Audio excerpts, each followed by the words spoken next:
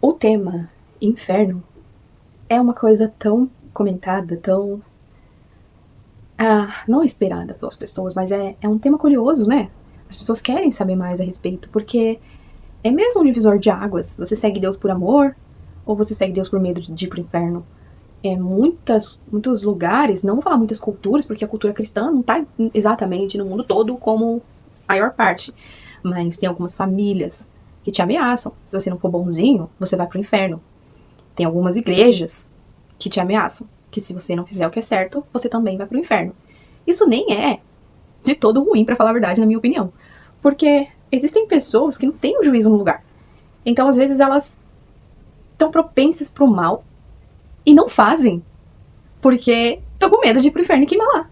Então, isso é ótimo, na verdade. Eu acho que essas pessoas vão pro céu? Claro que não. Não adianta de nada não fazer maldade porque tá com medo. Claro, mas é uma limpeza pro mundo. Querendo ou não querendo, existe alguém que tá vivo porque uma outra pessoa tava com medo. Então, tá, eu não acho ruim essa pregação, assim, das igrejas. Eu não gosto de religião, pra falar a verdade. Por isso que eu não tenho uma religião, apesar de eu me denominar cristã. Eu não faço parte de nenhuma do meio cristã, nem espírita, nem evangélica, nem testemunha, nem mormon, nem nada, nem católica. Então, eu não gosto delas. Elas fazem as pessoas se separarem, elas fazem cada um achar que tá certo, e que se não for ali, não é o certo. Eu não gosto disso. E elas não se abrem, que é a proposta do meu canal. Elas não se abrem. Que nem se você mostrar um texto pra uma testemunha de Jeová, você pode passar 5, 6, 7 horas, 24, 3 dias, quanto você quiser falando, mostrando ali, que tá óbvio, você pode esfregar o texto na cara dela. Ela não vai aceitar. Ela não vai acreditar em você. Vocês vão ficar debatendo a vida toda. No máximo, estourando ali, que eu acho que é o menos mal, é o espírita. Porque se você trancar na sala os religiosos, assim, tudo junto em um quarto só, eles vão estar se matando ali, mas a doutrina espírita acredita no karma, né? Então já é bom. Porque ela não vai julgar a religião alheia, porque elas falam, não, tá tudo bem, Deus é um só e tudo mais, mas eu acho que vai ser o único dentro daquela sala que não vai se bater. Eu acho que o resto vai tudo se bater. Enfim, parei de destilar o meu veneno pra falar sobre o inferno. Então,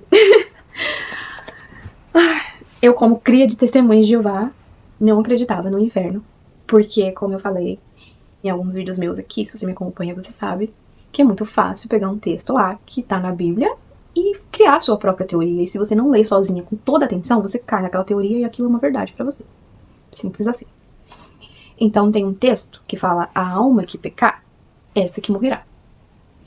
E tem outro texto que fala que o salário pago pelo pecado é a morte. E tudo bem, eu aceito esses textos. Mas eu vou explicar eles já já. Porque lendo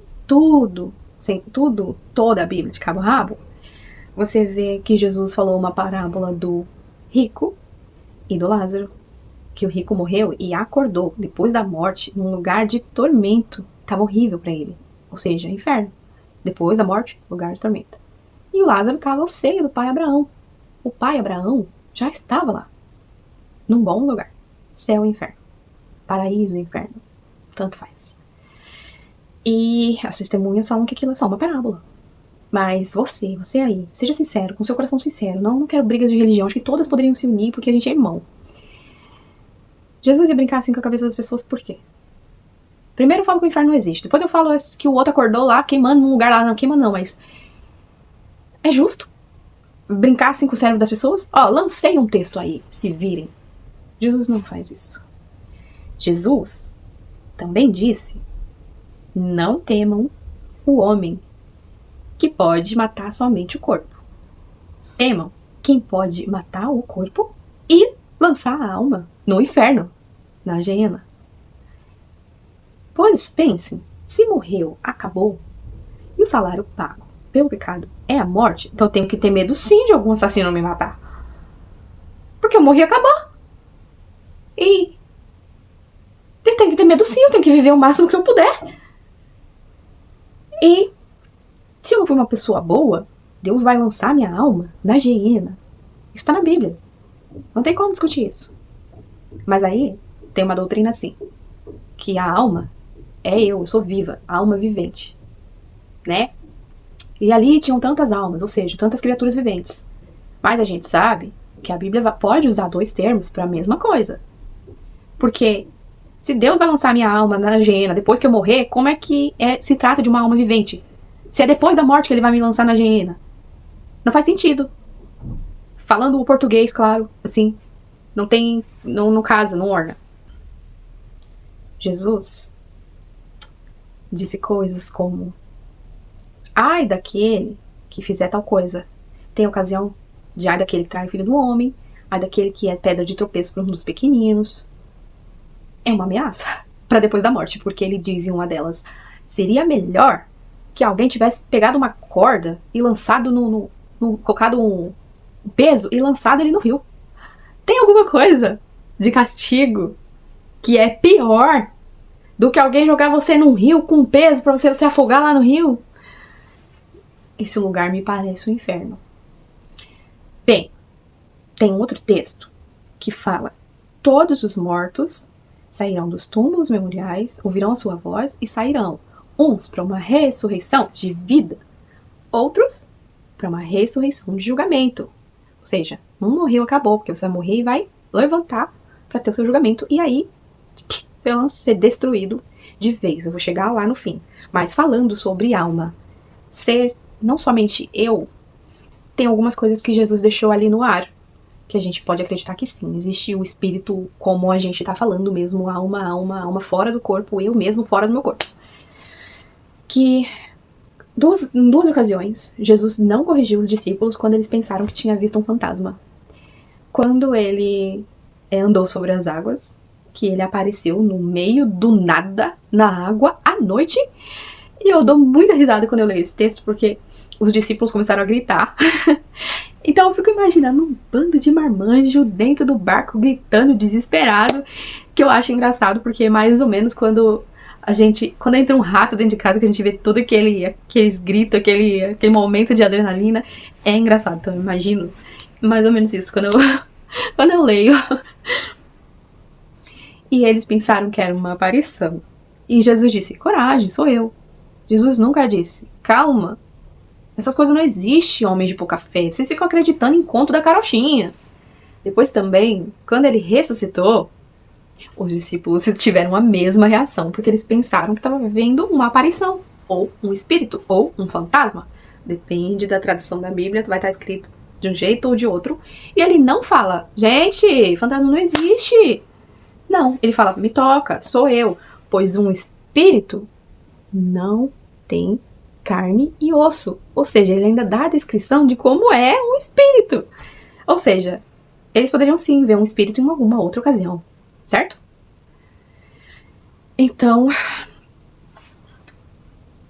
chegou a parte que eu falo do meu raciocínio sobre o inferno não ser exatamente para sempre.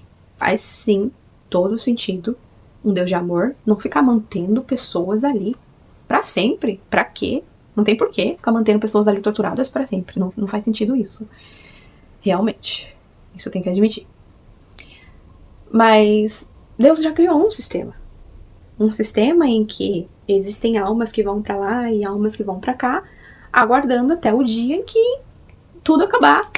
Ou tudo ser destruído e reconstruído, ou a gente ir para Nova Jerusalém, ou a gente ir para o Novo Mundo, ou a gente ir para o céu.